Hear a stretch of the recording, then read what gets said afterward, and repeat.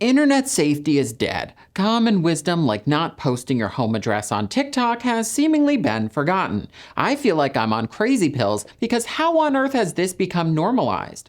Growing up in the mid-2000s, I remember being taught basic rules for how to stay safe online.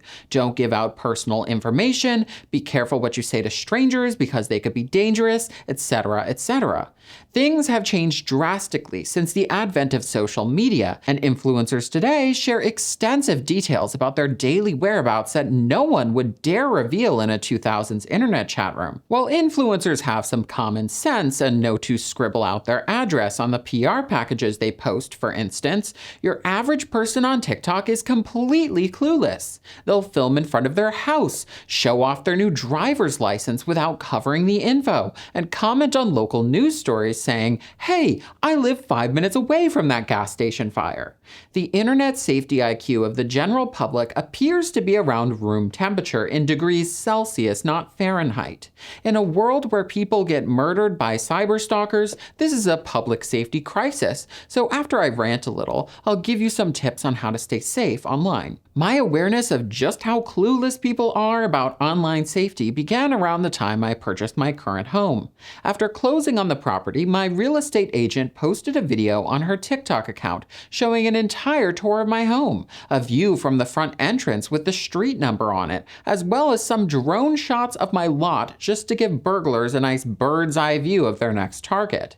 She was kind enough to tag my TikTok account in the caption, which has nearly 2 million followers, and when the video was up, anyone who searched Robert Tolpe Home on the app could see my entire property. I was gobsmacked by this terrible lapse in judgment. How could anyone think that was a good idea?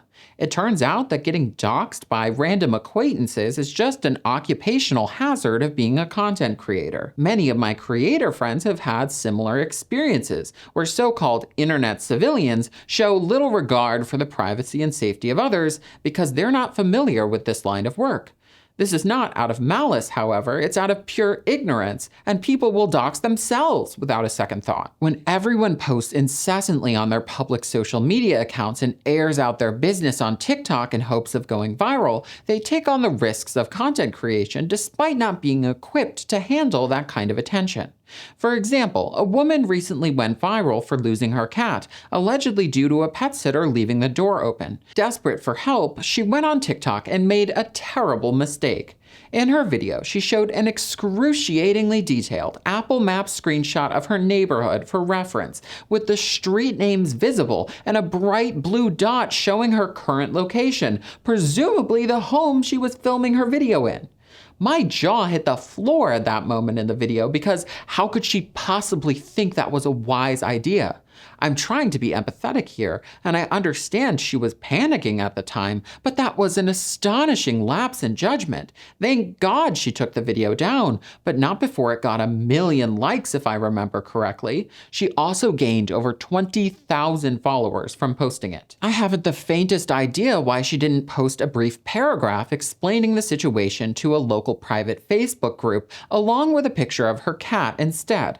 Going viral just puts you at risk, and people like myself who live thousands of miles away do not need to be appraised of the situation anyway.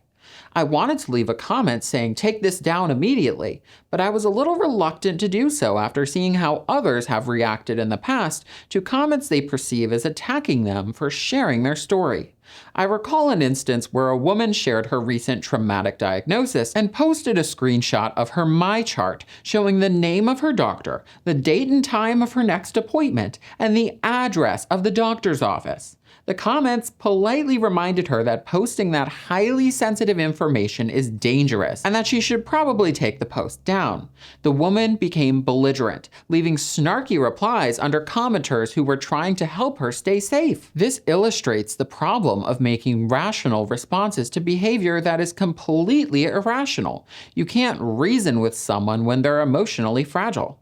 If they didn't understand why posting that info was a bad idea in the first place, there's no reason to think a brief 2-sentence comment from a stranger is going to change their mind. The main reason I didn't comment on that cat owner's TikTok video was probably the bystander effect, and it didn't help that no one else in the comments made the observation I did, that posting the location of your residence is a terrible idea. Unfortunately, this may be because posting Apple Maps screenshots showing your current location is normal behavior on social media.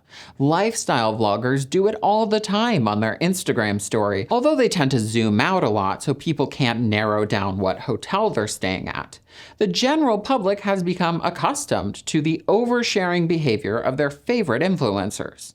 These influencers live in gated communities with tight security though, and they tend to be a bit more lax when it comes to giving away personal details because they have the resources to protect themselves. Even though many of them live in densely populated areas, they are still taking a risk when they say, "My favorite coffee shop is only 10 minutes away from my apartment." When ordinary people living in small towns mimic this behavior, they put themselves in even more jeopardy. There may only be one apartment complex that's 10 minutes away from the coffee shop they're shouting out. A general rule of thumb is if your city has less than 100,000 people living in it, you should not say anything that reveals the town that you live in. You're narrowing things down too much. The reason why so many influencers put their town in their bio, though, is because they might get local brand deals and attend events in their area. But if you're a micro-influencer, it's not worth it. Maybe just identify the metro area you live in. Or better yet, just put a location pin with your state in your bio and nothing more. Even if you don't spoon-feed your personal information into the mouths of dangerous criminals, it is still ridiculously easy for them to find you. People can use reverse image search to track down the neighborhood you live in based on a screenshot of you walking your dog outside. Oftentimes, they can just Google your address, which is why you should use Google's tools to remove search results containing your personal information. Google has a page that allows you to scan for your information and take down results that dox you. I've also been sponsored in the past by paid services that opt to remove your information from data brokers to get even more thorough than just removing them from the search engine. Even still, it can be difficult to scrub every trace of yourself from the internet because our privacy laws in most of the US date back to an age where anyone's address could be looked up in a physical phone book. Your state government may even play a role in doxing you, as in many states, the address of anyone registered to vote is made publicly available and cataloged by hundreds of voter registration lookup sites. Most state governments dox you at every turn when applying for certain licenses, getting an LLC, or filling out any paperwork that's considered public record. Often there is no way to opt out of this, and I understand transparency is important, but it shouldn't come at the expense of people's safety. This society-wide TMI problem has overwhelmed people and created an environment where people don't care anymore about their personal info being exposed. The helpless attitude that if someone wants to get me, they will, has become widespread. My response to that is, why make it easy? Many dangerous people are unsophisticated, and if you make it 2% harder to find you, they may give up and pick a target that's easier to dig up information on. It's kind of like preventing your car from getting stolen off the street in a downtown area. There's many cars to choose from, so adding a steering wheel lock and ensuring your make and model has ample security features will give a thief enough pause to pick a different vehicle. If you have a public account on social media, be conscious of what makes you look vulnerable to bad actors. Instead of saying publicly that you're helpless and live alone, post pictures with your 90-pound German Shepherd and take some videos of you taking self-defense classes. Moreover, shy away from expressing certain opinions that anger the internet's most angry and depraved individuals. People have been killed over statements they've made online, so be very aware of how people may react to what you say or do on platforms like TikTok. Perhaps the best thing you can do is be completely anonymous. Keep the default user24601 profile name and leave that gray, faceless silhouette as your profile picture. Private all your accounts, and maybe even refrain from commenting on people's posts. If you work at a company, don't sign that social media release. Keep your face off their website. Tell your friends and family not to tag you in Instagram or Facebook pictures. The problem is, many people want to have public accounts. They may even want to be an influencer, but understand that comes with risks that you have to be prepared to handle. I know it seems hypocritical to give this advice from a channel that reveals my government name, but anonymity should be the baseline for most people who aren't seriously committed to being a content creator, a job that rewards being a recognizable individual. Take care in what you post on the internet and be conscious of how bad actors may use the information you publicize against you. Anyways, I'm Robert Tolpe, and if you enjoyed this video, don't forget to like, comment, share, and subscribe, and I hope you have a great week. Bye-bye!